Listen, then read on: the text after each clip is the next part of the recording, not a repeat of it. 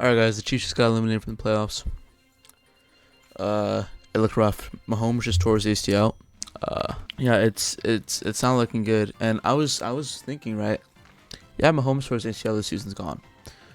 But where do they go after this? Because you don't know what happens with Travis Kelsey if he retires. If you don't know. Like, you don't know what happens. I'm assuming he will retire. Maybe it's like 50-50 for me. I'm concerned. And Chris Jones is getting old. Chris Jones is like 30 something. He's 31, so he's not getting any younger either. And this team doesn't have like a bona fide wide receiver one.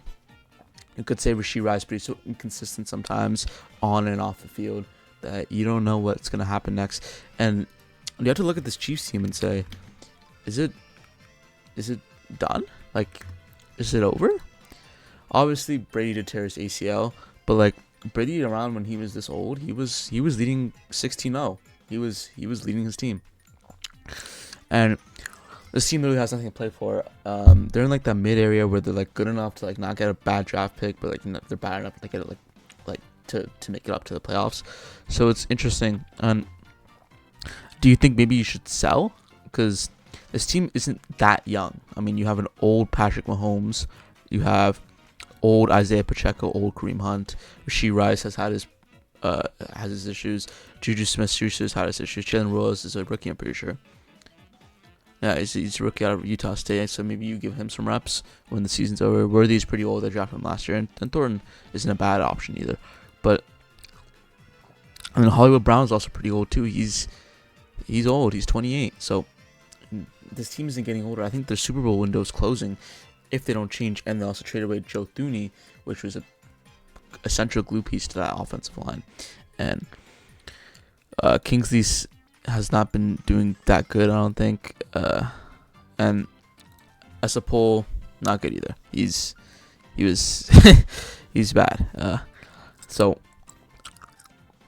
and Javon Taylor and Trey Smith, interesting pieces, but they're not bad. They're not bad. Same with Creed Humphrey. This right side's fine. This left side's a little iffy.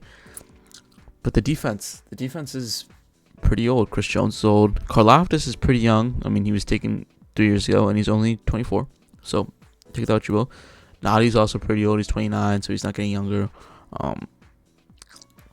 And they're really lacking edge rushing talent. Even Dana is 28, and you have to maybe draft a pass rusher. This pass rusher class is pretty good. I mean, like, the class isn't that bad. I mean, there's Ruben Bain who's gonna go top 10. Same with Arba Reese. You're not gonna get any of them, but you could get, like, maybe you can land a David Bailey, you can land a TJ Parker, Mateo Ukulele, Cassius Howell, Armason Thomas. I think Quincy Rhodes Jr. is returning back to school, but these are good picks. These middle picks, again, it's not the most talented edge rushing class. It's a lot of depth though, and you can maybe snag an LT Overton in the second round, or even a Mateo Ukulele in the second round too, or a Melo Height too. And there's good pass rushing talent, so I wouldn't really worry about pass rushing that much because there's good talent. And I've seen Kenyatta Jackson Jr. go first round in some of my mock drafts, which is a little interesting because I don't think he's a first round talent. But again, this team is very old. It's very old, and Leo Chenal is fine. He's a good young guy. He can maybe Nick Bolton. He's gonna start regressing soon, but he's 25. So maybe you can. The linebacker core isn't that bad, but I'm more worried about the pass rushers than I am anything. And Trent McDuffie is good. He's 25. He's getting young, but people are saying you should maybe trade him. And then the corners are okay. I mean, Jalen Watson's okay. He's been playing okay. Again, it's not a really young team. Jalen Watson's 27. Chamari Connor isn't a bad player either, but maybe you get a replacement for him. Or Brian Cook. I don't know, I feel like they're getting away with very little, and I don't know, maybe you start working towards definitely the weakest part of this group is definitely the edge rushers. George Karlaftis, I wasn't a big fan of him coming out of college, and I still am not. I don't think he has what it takes. I think he's a good rotational rusher, but not a good pure 3-down guy. as they drafted him to be. Same with Mike Daniel, you're gonna have to get a replacement. So, yeah, it's gonna be interesting to see. And then Travis Kelce, you're gonna have to draft a tight end, and this tight end class is okay. Like Kenan Sadiq, if you choose. Eli Sowers is really good. I'm really high on Eli Sowers. I think he'll be very good in the NFL. And even Oscar Delp, I'm very high on him too. I don't know if he'll declare, but Joe Rare isn't bad either. But I'm not very big on Max Clare though. Yeah, no, I'm not very big on him. But I think if you draft, let's look at the NFL draft position, right? So this is the CBS mock draft, but they have him going offensive tackle, which again isn't a bad pick in my book. Especially someone like Maui Goa or Fano. If that guy falls to you, you should probably take him. Or what I was thinking was you take maybe Kenan Sadiq. Because if Travis Kelce retires, depending. Travis Kelce, if you're Travis Kelce, you have to let the team know if you're retiring now or later. And if he's not retiring now, maybe you run one more year with Travis Kelce and get away with like a late tight end, like a Shamar Easter or a Jaron Canuck. But if he's returning, if he's not returning, then you should draft Kenan Sadiq if he's available. And if not, take Jeremiah Love.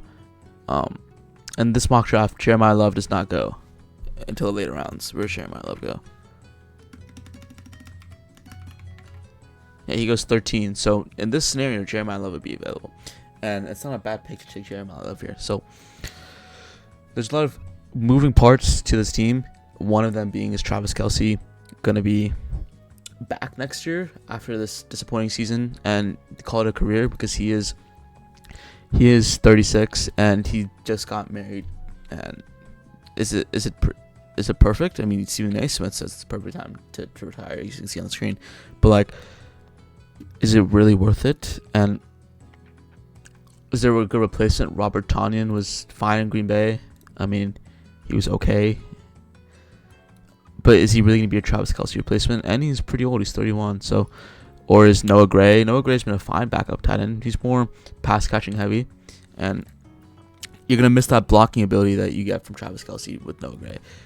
And he's 26 only, but still, maybe draft a guy with a higher upside in Eli Sowers or Kenan Sadiq or anything. But I definitely think trenches is a big part, and in this scenario, you maybe take Keldrick Folk. Peter Woods is fine. Maybe get a Chris Jones replacement. I don't think you need it, but yeah, I think the trenches should be the main focus if you go down more, because if you go past maybe the Dolphins, you can maybe draft Kenan Sadiq, because Dolphins need some playmakers too. So I think, also very off topic, but I find this mock draft very bad. In what world will Trevor Gorsby go in front of Fano, who just won the best offensive lineman award over all these guys, and he'll go to the Ravens? This is a very interesting mock draft. But regardless, and they have Fano moving on inside and keeping Maui on the outside. I don't think that'll happen. I think it'll be swapped. I think Fano could play on the outside, but Maui can't play on the inside. So, well, anyways, yeah. So it's going to be trenches. Maybe David Bailey, but he's not a 3-down lineman. But you don't even need him to be, because Mike Dana and George Klaffis hasn't been good enough to the point where they can be rotational with them. But I don't know, because you're not gonna draft a top edge with where you are right now. If you somehow land Keldrick Folk with how big and young he is, it's not a bad option. But again, offensive line isn't bad either. So moral of the story is just draft trenches.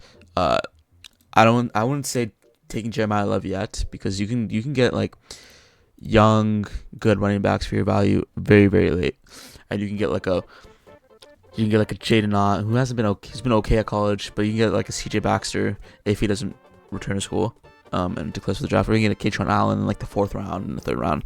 Or you can get Justice Haynes, who's also been injured but good upside. And you can just find these. You can find these like Le'Veon Moss. I'm very high on Le'Veon Moss. He had a great year last year, and you can find some of these guys in the later rounds for running back. So that's why I don't want to say taking Jeremiah Love yet, because Again, Patrick Mahomes coming off his torn ACL, and you need to protect him, because the reason why I got hurt is because he didn't protect him. And based off where you are right now, I think Jeremiah Love is a luxury pick for them, and it's not worth it. So that's just my opinion. But who knows? Because the Chiefs are running, they're a well-ran organization, so they can figure out what to do. But in my personal opinion, I don't think taking running back or specifically Jeremiah Love is worth it. And take Trunches, unless Travis Kelce retires, which is going to be a different scenario. But yep, that's basically it. See you guys.